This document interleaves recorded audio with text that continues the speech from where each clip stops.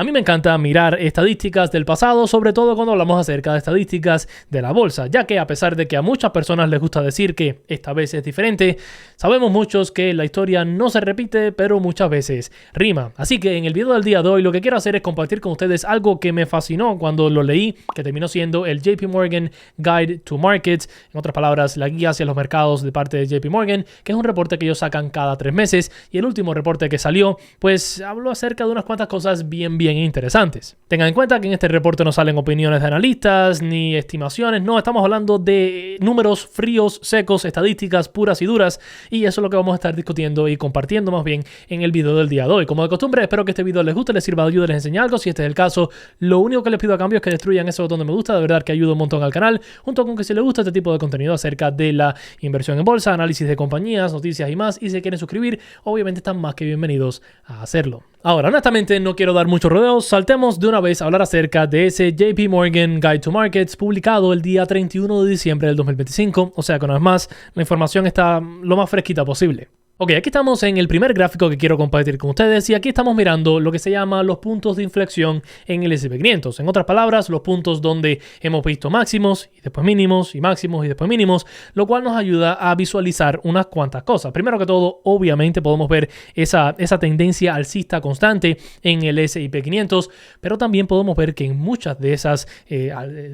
subidas, muchos de esos periodos alcistas, también vimos periodos de muchas caídas y caídas muy fuertes. Comenzando aquí con el 97, pudimos ver una subida alrededor de 106%, donde el S&P 500 fue de un 15.9 de forward PE hasta un 25.2 de forward PE. Obviamente esa es la burbuja.com, donde después terminamos viendo una caída de 49% en el S&P 500. En el fondo, octubre 9 del 22, el S&P 500 tenía un forward PE de 14.1 y terminó subiendo 101% hasta el máximo el día 9 de octubre también, cómicamente, del 2007, donde él mismo llegó a tener un forward PE de 15.1. O sea, ni siquiera es que aquí estaba súper sobrevalorado el mercado. De todas maneras, a pesar de no estar súper sobrevalorado, el mismo terminó perdiendo 57% debido a la gran recesión y terminamos cerrando la gran recesión el día 9 de marzo del 2009 con un forward PE de 10.4 en el S&P 500. Sin duda alguna, extremadamente barato. Después de eso, debido obviamente al súper dolor que vimos acá, el crecimiento fue constante por alrededor de 11 años con un total de 401% de retorno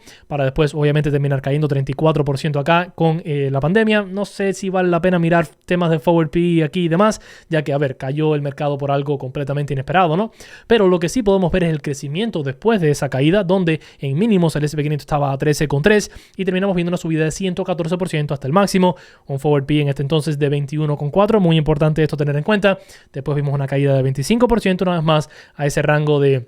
15-16 de forward PE, aquí el día 12 de octubre del 22, para después ver una subida bien grande de alrededor de 91%, que es la subida actual que hemos visto, y hoy por hoy tenemos el PE del S&P 500, el forward PE, a 22 veces. Lo que podemos ver aquí es algo muy interesante. Primero que todo, cada vez que el S&P 500 ha sobrepasado o rozado los 20 en cuanto a forward PE, estamos en momentos complicados del mercado, junto con que cada vez que el S&P 500 ha estado por los 15, 14, más o menos 16, ha terminado siendo un buen momento de compra en la mayoría de ocasiones. Ahora, estas son cosas que ya hemos discutido en el pasado, no debería ser sorpresa para nadie, pero creo que es muy bonito verlo así organizadito en este gráfico. El próximo gráfico que quiero compartir con ustedes es otro que también hemos mirado un par de veces en el canal, pero que aquí se ve bastante bien desde un punto de vista del promedio, standard deviations y demás, que termina siendo el forward PE histórico del S&P 500. Podemos ver acá como obviamente en el 94 y demás, antes de la inflación de la burbuja, se pudiese decir, del .com, estaba súper barato por debajo del 14, de esos 14 de forward PE una vez más, lo cual terminó siendo una excelentísima compra. Inclusive este periodo de acá de entre 14 a 17 de forward PE también fue una muy buena compra y terminamos viendo un crecimiento increíble donde el S&P 500 sobrepasó una vez más ese 20 de forward PE acá en la burbuja.com. Después, con las caídas y demás, terminamos viendo un largo periodo de tiempo donde el forward PE del S&P 500 estuvo muy bajo y después, debido a que, estaba muy bajo en estos puntos, la oportunidad fue increíble, como sabemos todos en esos puntos. La evaluación subió con el tiempo. En el periodo del 14 al 18, más o menos 19, estuvimos viendo entre 14 se pudiese decir y 19 más o menos en cuanto a ese forward P, lo cual eran buenas valuaciones realmente para el mercado. Después vino 2021, volvimos a romper por encima de los 20, terminó causando una grandísima caída como sabemos. El PI correccionó muchísimo a estos puntos de acá de 14, 15 más o menos en los mínimos del 22, lo cual todos sabemos que fue una muy buena compra y logramos ver lo mismo una vez más acá en cuanto a sobrepasar ese 20 de forward P. Con todo el dolor y el drama de los aranceles, vimos esa caída donde el S&P 500 cayó por debajo de 20 para después recuperarse y hoy por hoy estamos en ese 22 después de haber llegado un poquitico por encima hace no mucho. Ahora, estas son todas cosas que hemos discutido aquí en el canal en el pasado. Hemos hablado mucho acerca del tema del forward P, que históricamente estamos a puntos altos y demás, pero ahora vamos a hablar acerca de uno de los gráficos más interesantes que más me indican a mí qué es lo que pudiese pasar en este 2026 utilizando las estadísticas. Lo que antes de hablar acerca de eso, le quiero decir que si ustedes quieren invertir en acciones, ETFs o lo que sea, pues vamos a necesitar un broker que nos permita invertir en estos activos y que también nos dé un montón de herramientas para poder hacerlo de una mejor manera. Lo que pasa es que no todos los brokers allá afuera son iguales, así que yo aquí en el canal siempre trato de hablarles de los que yo personalmente recomiendo, lo cual nos llevaría perfectamente a hablar acerca de Moomoo, el sponsor de este video. Moomoo es un excelente broker y aplicación que nos permite comprar y vender acciones y ETFs en la bolsa de los Estados Unidos, libre de comisiones, sin mínimos y sin fees de mantenimiento, junto con que nos ofrecen un montón de herramientas a la hora de invertir en bolsa. Una de las cosas que Moomoo recientemente ha sacado, que realmente creo que tiene muchísima utilidad, es este nuevo Moomoo AI, donde podemos ver, en dependencia de la compañía que estemos viendo, en este caso Nvidia, solamente para el ejemplo, pues podemos ver acá qué es lo que ha pasado hoy desde un punto de vista de noticias que afecten a la compañía, que las beneficien y cosas así, junto con que también podemos ver qué ha pasado desde un punto de vista semanal con esta compañía. Esto nos ayuda a responder esa pregunta que muchos tenemos a veces: oye, ¿por qué razón esta compañía está subiendo o bajando en un día específico? O sea que realmente creo que es una herramienta fantástica que tiene un montón de valor. El Moomoo AI no solamente nos va a dar ese resumen de lo que ha pasado con la compañía, sino que también podemos hacerle varias preguntas desde un punto de vista de la empresa y utilizando la inteligencia artificial nos va a dejar saber lo que sea en dependencia de qué es lo que estamos buscando con la compañía. Por ejemplo, si queremos ver acá qué es lo que significa para esta compañía este análisis de Alif Malik, pues el Moomoo AI nos va a dar una respuesta. Esta es solamente una de las varias herramientas y funciones que nos ofrece Moomoo al ser parte de su plataforma, o sea que si está interesado en probar la misma y aprender acerca de todas las otras cosas que ofrecen, pues recuerden que en la descripción le voy a estar dejando mi enlace de referido, el cual le va a dar acceso al bono de bienvenida de un 8.1% de interés anual por los primeros 3 meses en el dinero sin invertir, añadido hasta $1,000 en acciones de Nvidia, en dependencia de cuánto dinero deposite. Una vez más, ese enlace va a ser el primero en la descripción y en el primer comentario también va a estar por si les llama la atención, y también gracias a Moomoo por ser el sponsor de este video. Habiendo dicho eso, regresemos a la computadora y hablemos acerca de ese gráfico que me atrevería a decir que es el favorito de todo este reporte de parte de JP Morgan. Aquí estamos viendo ese gráfico y lo que nos muestra este gráfico es cuál es el retorno del S&P 500 tras llegar a las valuaciones actuales utilizando datos históricos y estimando para datos futuros. En otras palabras, me explico de una forma muy simple. Aquí en este gráfico de la izquierda estamos viendo qué nos indica el forward P actual acerca del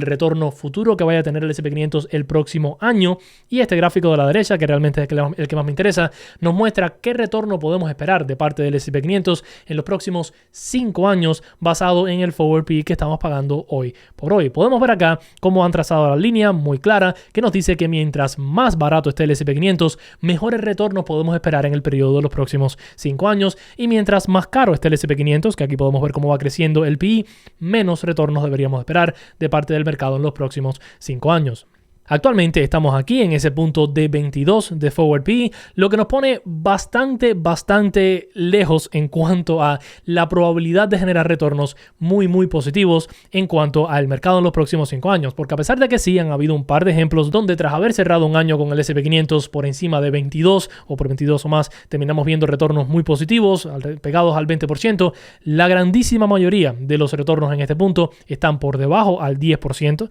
que sería más o menos por aquí. Y muchos, la mayoría realmente, cada vez que el S&P 500 sobrepasa los 20 de forward P, son retornos negativos como promedio para los próximos 5 años. Ahora, cuando vamos aquí para el próximo año, que es lo que realmente nos pudiese indicar qué esperar para este 2026,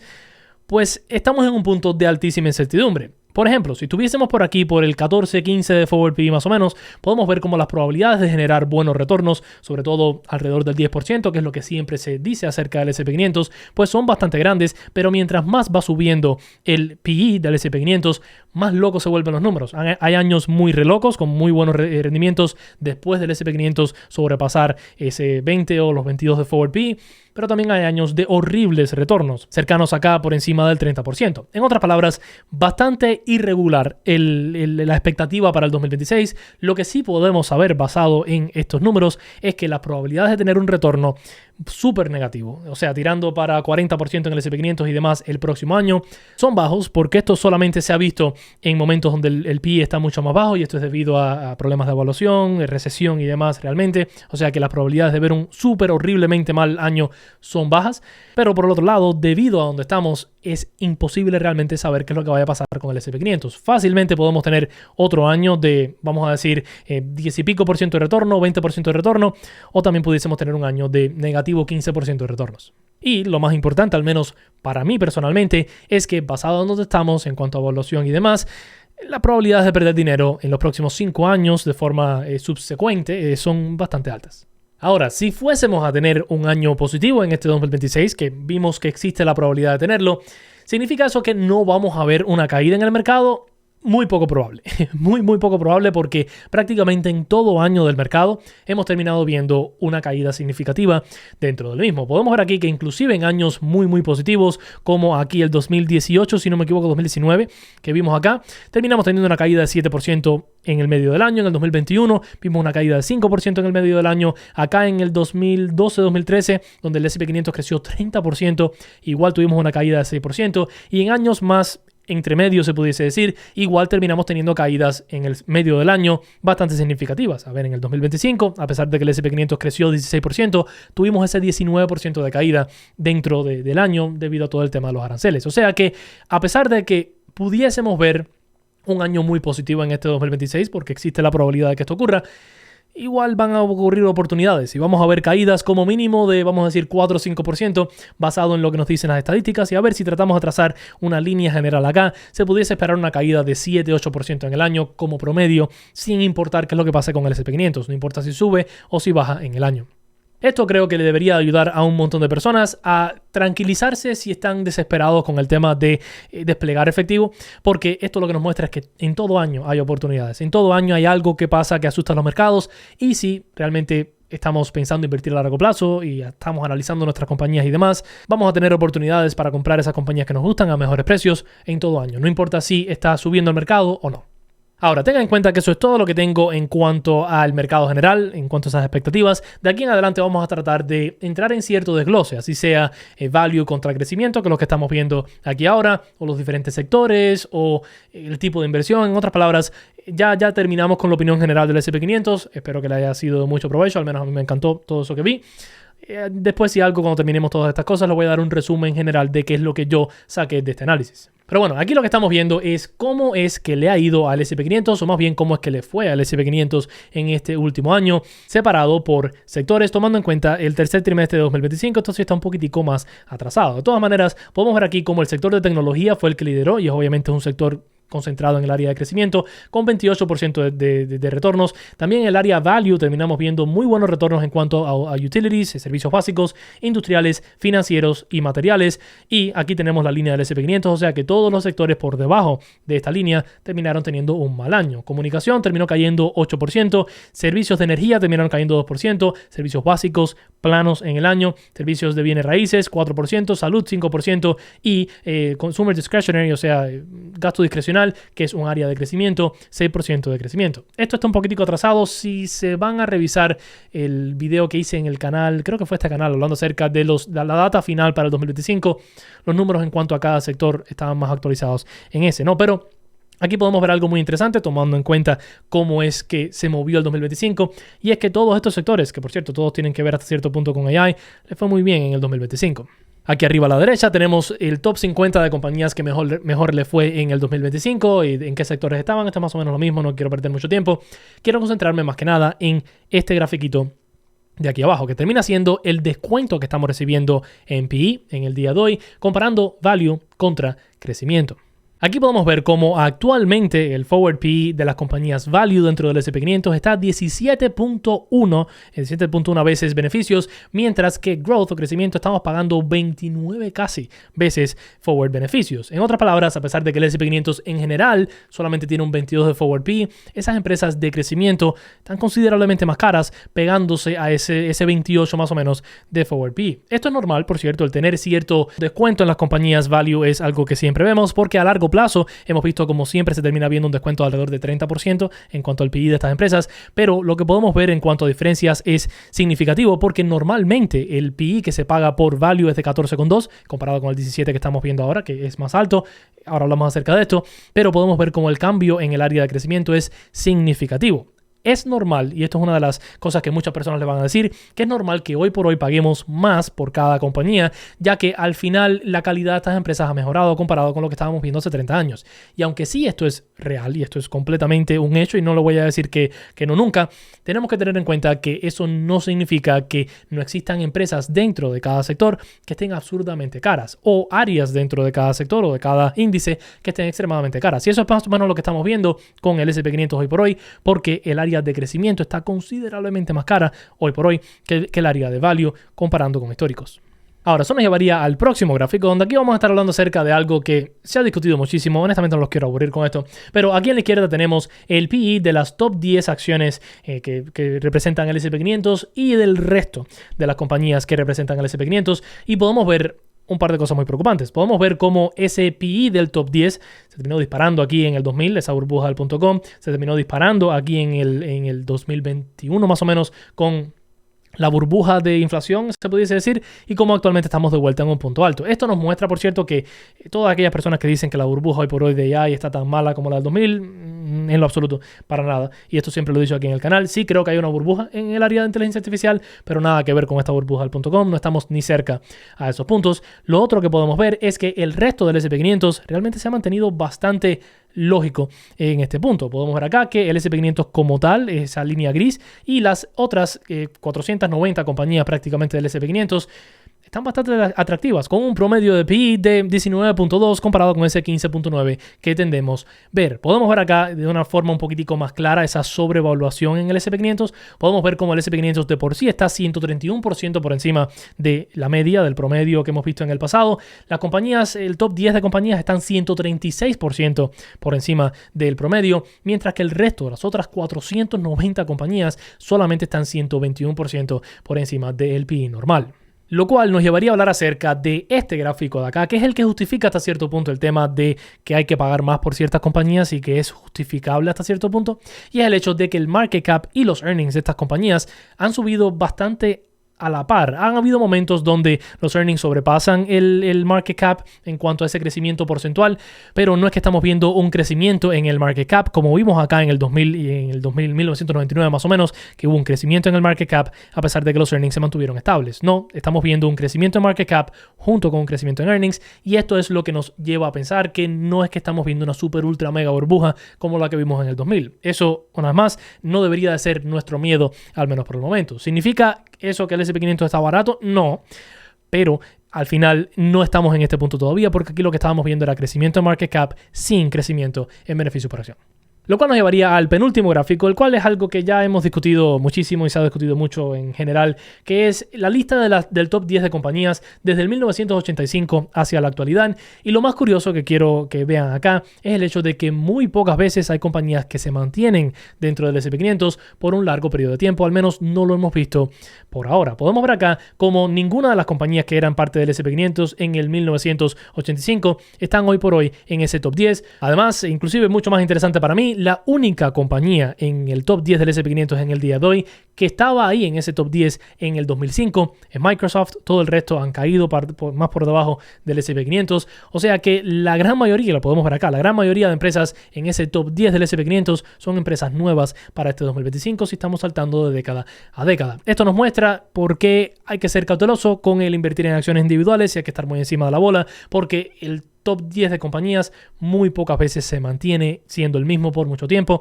y en un periodo de 10 años siempre vamos a terminar viendo un gran cambio en ese top 10, que al final es lo que impulsa todo el índice. Lo cual nos llevaría al último gráfico que quiero compartir con ustedes, y este va principalmente a aquellas personas que piensan o que creen que estamos viendo muchas oportunidades hoy por hoy en compañías más pequeñas o medianas y que por eso están ignorando las compañías grandes. Y lo que podemos ver acá es que, a ver, sí, sin duda alguna, desde un punto de vista del PE, por ejemplo, estamos viendo cómo las compañías medianas parecen estar considerablemente más baratas que las compañías largas o las compañías pequeñas, junto con que una buena parte de las compañías medianas, sobre todo en el área de value, han estado creciendo de una forma significativa recientemente. Por ejemplo, podemos ver acá como compañías medianas y pequeñas en industriales están creciendo, compañías pequeñas en salud están creciendo mucho, financieras también están sobrepasando a las grandes. Lo único que ha sobrepasado realmente el resto de compañías en cuanto a retornos son las empresas grandes de tecnología. Todo el resto de compañías pequeñas y medianas ha o igualado el retorno de compañías grandes en los otros sectores o inclusive sobrepasado el mismo, al menos en este último año. ¿Significa eso que estas son mejores inversiones? Depende de cómo usted lo vea, porque por ejemplo el porcentaje de compañías que no son profitable, o sea que no generan beneficios, crece mientras más pequeño uno vaya. 39% de las empresas pequeñas no generan beneficios, 14% de las compañías medianas no generan beneficios, mientras que solamente 5% de las compañías grandes no generan beneficios. En otras palabras, el riesgo que corremos con compañías medianas y pequeñas es considerablemente más grande y por eso yo no soy muy fan de ellas. Sí, tienden a dar buenos retornos cuando el mercado está muy optimista, pero debido al riesgo y que no se sabe realmente cuál escoger, yo preferiría ser muy cauteloso. Y si voy a estar invirtiendo en compañías pequeñas o medianas, va a ser a través de inversiones generales o de hacerle muchísimo seguimiento a un par de empresas y tener una pequeña posición del portafolio en las mismas. Pero bueno, diciendo eso, discúlpenme por todo este bombardeo de información que les he dado. Realmente ha sido un montón de diferentes datas y lo voy a resumir más o menos lo general que yo he entendido tras todo esto que les he mostrado. Primero que tenemos que tener en cuenta es que debido a los mejores retornos que hemos visto en el S&P 500 recientemente, las probabilidades de que el mercado siga subiendo no son muy prometedoras, se pudiese decir. Obviamente puede seguir subiendo, no sería la primera ni la última vez, pero las probabilidades de tener buenos retornos futuros, tomando en cuenta si entramos con dinero fresco ahora en el S&P 500, son relativamente bajas, lo cual confirma hasta cierto punto mi sentimiento que llevo compartiendo con ustedes acá hace un tiempo de que el S&P 500 no se ve tan atractivo. Hasta cierto punto debido a la concentración en ese top 10 de acciones, hasta cierto punto debido a la concentración en ese par de sectores que les ha ido muy bien y que están extremadamente caros comparado con el promedio. Pero eso no significa que no existan oportunidades. Dentro del S&P 500 inclusive, el resto de las 490 compañías, en su gran mayoría no se ven muy caras. Obviamente van a haber algunas muy baratas, y muy caras que diga, y algunas muy baratas, pero todos los números que les mostré nos deberían de demostrar que existen muchas oportunidades todavía dentro del mercado. Sí, el S&P 500 en general puede que no se vea atractivo, el top 10 de empresas grandes del mercado puede que no se vean atractivas, pero si entramos un poco más y nos adentramos en otros sectores o inclusive ciertas compañías medianas sobre todo, pues pudiésemos estar encontrando un balance bastante atractivo entre riesgo y beneficio, junto con que si vamos sobre todo a otros sectores, inclusive hay compañías grandes en esos sectores que se ven a evaluaciones muy atractivas, preparadas para subir un montón. Diciendo eso, la otra cosa que podemos aprender, que no se va a aplicar mucho para el 2026 necesariamente, pero bueno, es que cuando el S&P 500 está por los 15, 16, 17, es momento de aprovechar. Y lo otro, si queremos hablar acerca de aprovechar, es que en el transcurso del año alguna especie de caída vamos a ver, porque en todo año del pasado, no importa cuánto haya subido el S&P 500, siempre existe una oportunidad dentro de ese año para buy the dip. Así que eso es todo lo que tenía para ustedes. Espero que les haya gustado. Tal vez ustedes no son tan nerdos como yo con este tema de las estadísticas, pero a mí me encanta mirar gráficos, me encanta mirar historia acerca del mercado, estadísticas históricas del mismo, ya que creo que nos enseñan mucho acerca de qué es lo que pueda pasar. No nos van a ayudar a predecir el futuro necesariamente, pero nos pueden ayudar a tener un tipo de idea y a crear una especie de probabilidad de qué es lo que vaya a pasar en el futuro. Como de costumbre, me encantaría saber su opinión acerca de todo esto. Déjenme saber qué opinan acerca de estos gráficos y más en los comentarios como de costumbre. Junto con eso en la descripción recuerden que está el enlace a Mumu y muchas otras cositas por si algo les llama la atención. Recuerden destruir ese botón de me gusta, suscribirse si no lo han hecho y nada, aquí encima les dejo un video que hice el otro día que YouTube dice que les va a gustar. Espero que este sea el caso, nos vemos en la próxima. Los quiero un montonazo. Chao, chao, cuídense.